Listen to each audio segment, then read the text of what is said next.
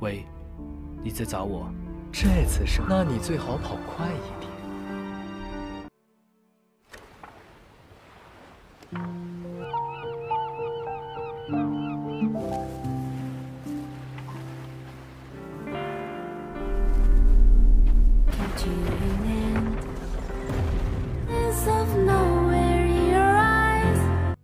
Halo dulur Sampurasun, bagaimana kabarnya? Semoga kalian sehat selalu dan diberi rezeki yang melimpah. Pada video kali ini kita akan melanjutkan alur cerita Skizor 7 bagian akhir season 4-nya. Oke lah, tanpa berlama-lama kita langsung saja ke alurnya. Di video sebelumnya, Liuki bisa sadar berkat dokter dari Senong. Namun, Baihu mengancam jika Liuki tidak kembali ke Pulau Ayam, maka ia akan membunuh semua warga pulau.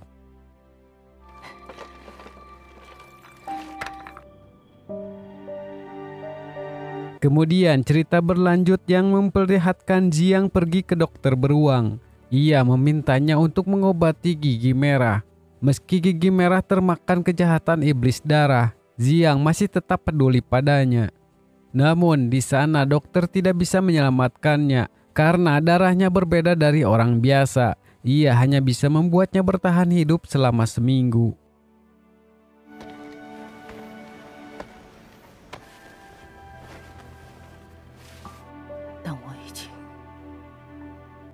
Lalu Jiang pun berniat membawanya kembali ke sekte Lili Putih, yang dimana di sanalah kekuatan gigi merah berasal.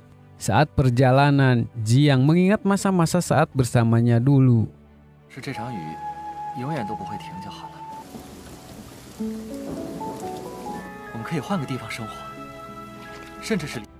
Setelah Jiang dinobatkan menjadi penerus sekte, Kuan yang sakit hati karena Jiang menolak cintanya, ia pun pergi ke tempat iblis darah. Kemudian setelah mendapatkan kekuatan, ia mengamuk di dalam sekte.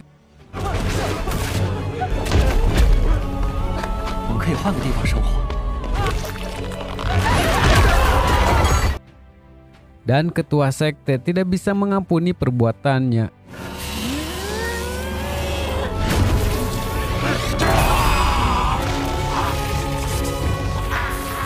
Saat ketua sekte akan menghabisi Kuan, tiba-tiba Jiang berlari menolongnya. Ia melakukan hal itu karena ia juga mencintai Kuan. Ia menghiraukan peraturan sekte sehingga harus dikeluarkan dari sana. Kemudian ketua memberikan hukuman yang cukup berat pada Jiang.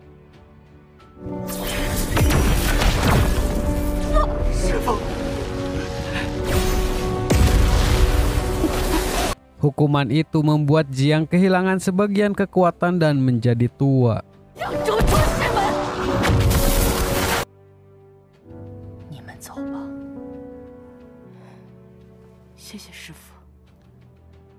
Tidak lama setelah itu, ketua sekte meninggal dan sekte Lili Putih pun berakhir. Singkat cerita, Jiang berhasil membuat gigi merah sembuh. Ia mengikat rantai yang terhubung padanya. Tujuan Jiang membawanya kembali adalah untuk memurnikannya karena tubuh Kuan telah terkikis oleh iblis darah. Namun ternyata Kuan lebih memilih seperti itu. Ia juga tidak berterima kasih karena Jiang telah menyelamatkannya. Setelah itu ia akan membalas dendam pada Phoenix. Akan tetapi Jiang juga tidak membiarkan gigi merah pergi dari sana.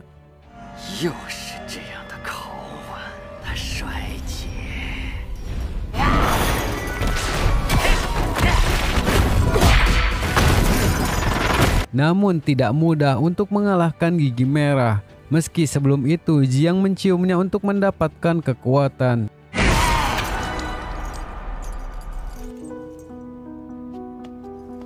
Tapi sebenarnya mereka berdua tidak ingin benar-benar saling membunuh. Tidak lama ponsel Jiang berbunyi. Kedua bawahannya meminta Jiang untuk segera kembali. Mereka sangat ketakutan karena Baihu sedang mengamuk dan tidak ada satu orang pun yang mampu mengalahkannya. Dengan begitu, Jiang sangatlah kebingungan. Ia pun meminta bantuan dari gigi merah. Di sisi lain, Liu Qi sangat kebingungan karena ia khawatir dengan Mei Hua. Begitupun warga Pulau Ayam. Kemudian, Kola berniat kembali dan meminta bantuan dari Pangeran Istan.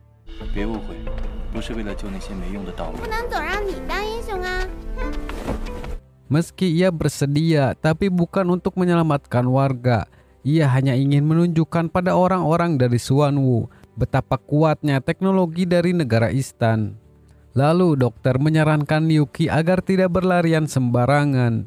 Meski tubuhnya telah pulih dengan cepat, tapi cederanya sangat parah. Ia masih perlu waktu untuk merawat tubuhnya. Selain itu, dokter menemukan ada banyak luka lama dalam tubuh Liu Qi. Ada 3 lapisan racun yang tersisa dalam tubuhnya, sehingga membuat kondisi tubuh Liu Qi tidak stabil. Lapisan pertama adalah membuat seseorang kehilangan kesadaran. Anggota tubuh melemah karena racun bunga cinta. Namun racun itu tidaklah kuat. Ia akan hilang dalam 2 hari saja. Lapisan kedua adalah racun belati es. Belati itu akan memaksimalkan insting buas Liu Qi, membuat tubuh Liu Qi bergejolak tanpa disadari. Dan hal itu sangat merusak tubuhnya. Lapisan ketiga adalah racun hidup dalam mimpi.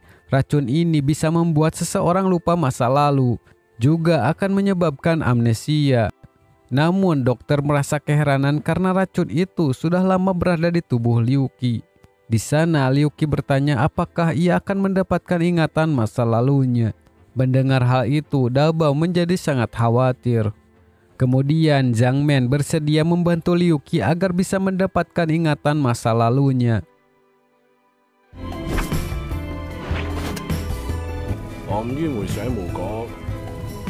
Di sana Dabao menyadari bahwa ia sangat egois.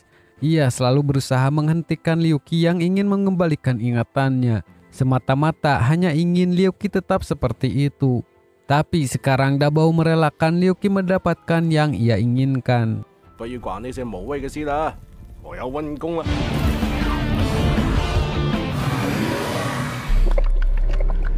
Di saat itu ingatan Liu Qi yang ada di Pulau Ayam perlahan-lahan menghilang. Kembali ke Pulau Ayam, Wu Feng dan Xiaomi bersiap menyergap Bai Hu. Kemudian Xiaomi memberitahukan strateginya.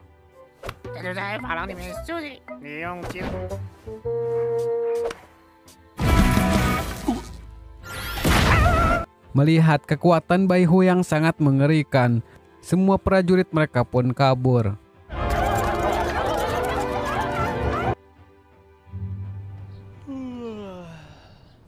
Pada keesokan harinya, Bai Hu yang kesal berniat membunuh semua orang yang berada di hadapannya. Tidak lama, Pangeran Istan datang. Ia menerima laporan bahwa Bai Hu telah membunuh 4 orang operator di negara Istan dan 2 perwira berpangkat jenderal. Jadi ia harus membalasnya.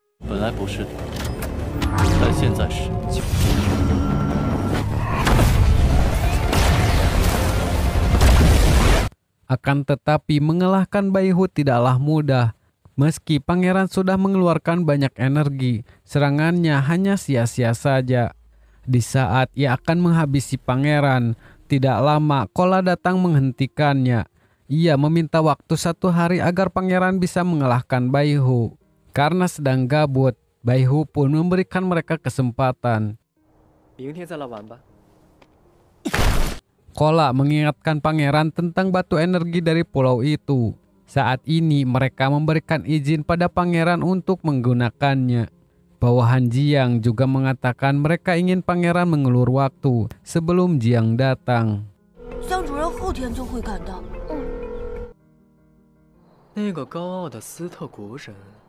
Xin pun berpindah keesokan harinya.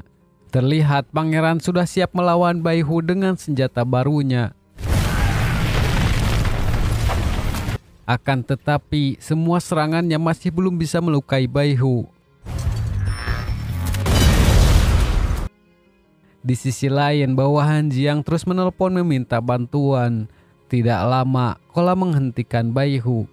Kemudian, pangeran memanfaatkan kesempatan itu untuk menyerangnya. Namun, Bai Hu masih sempat menghempaskan Kola dan melancarkan serangan pada mereka. Di sana, Baihu berniat membunuh Kola terlebih dahulu. Tidak lama, Si Yi datang membantu mereka. Ia mengingat pesan dari Liu Qi untuk selalu menjaga Kola saat ia tidak ada. Tidak hanya itu, Ichiro juga datang untuk membantu.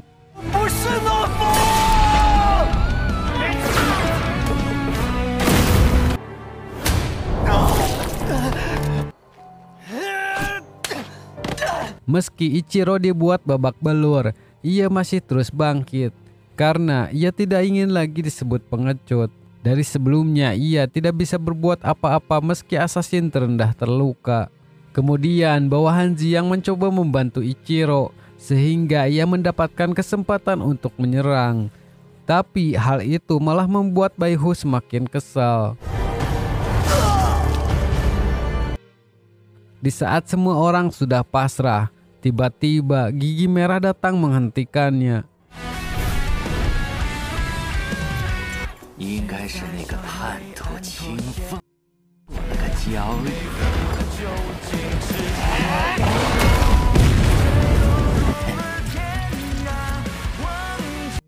Ternyata ia dan Jiang telah membuat kesepakatan.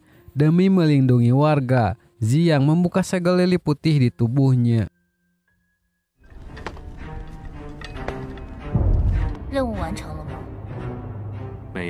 Di sisi lain, Phoenix yang berada di markas assassin, ia berniat untuk membunuh ketua.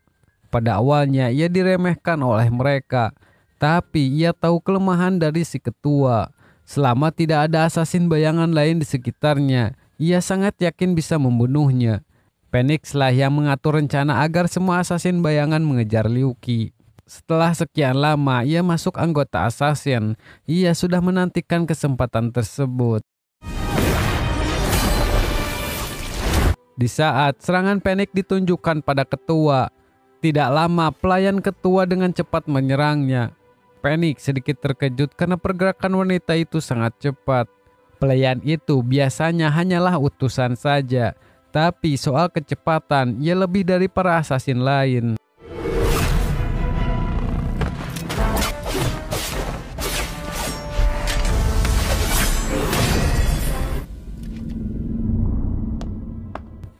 Di sana pelayan itu terus mengulur waktu sampai kekuatan Phoenix mulai habis. Kemudian Phoenix memilih langsung menyerang ketua. Ia menggunakan penghalang agar si pelayan tidak bisa mengganggu.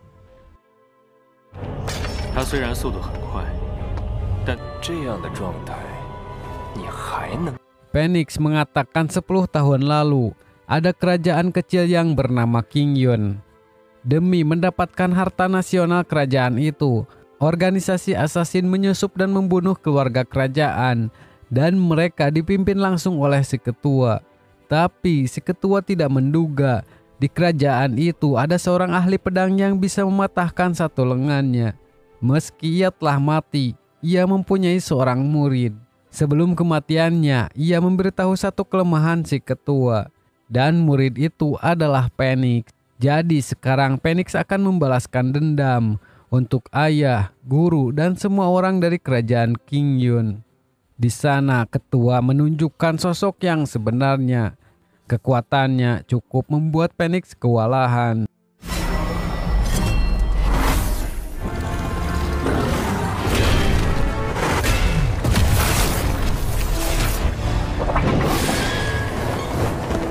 Kemudian Phoenix menirukan gerakan gurunya dulu. Teknik itu disebut pedang ketakutan. Dalam sesaat kecepatan dan kekuatan Phoenix meningkat.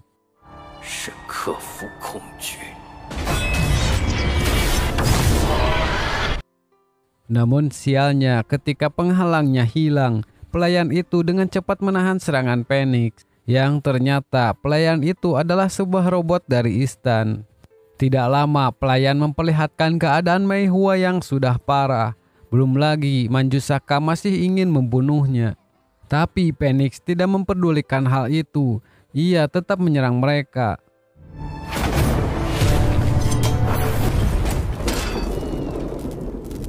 Ternyata tujuan serangannya adalah si pelayan.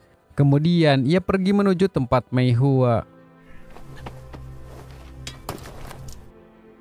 Namun di sini Phoenix juga terkena racun bunga dari tubuh Mei Hua.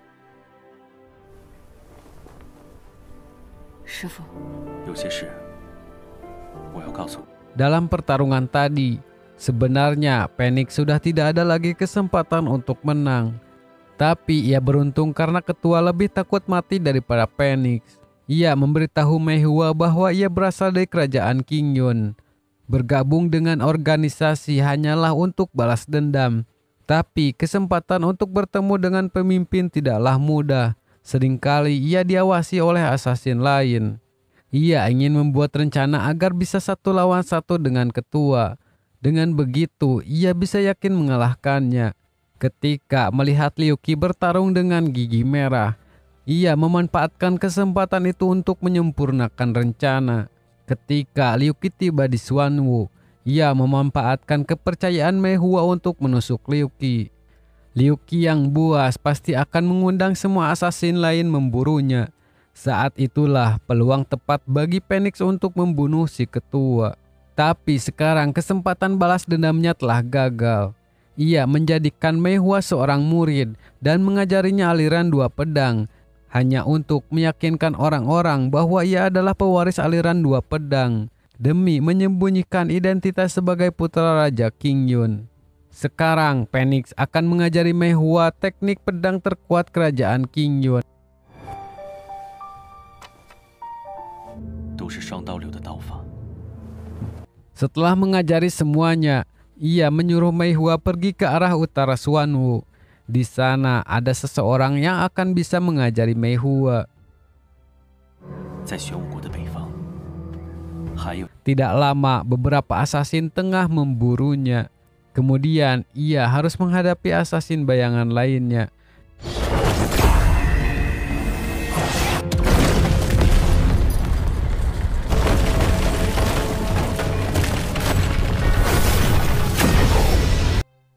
Di saat ia mulai melemah, Manjusaka melancarkan serangan yang mengenai dada Phoenix. Tapi Phoenix juga tidak ingin mati begitu saja.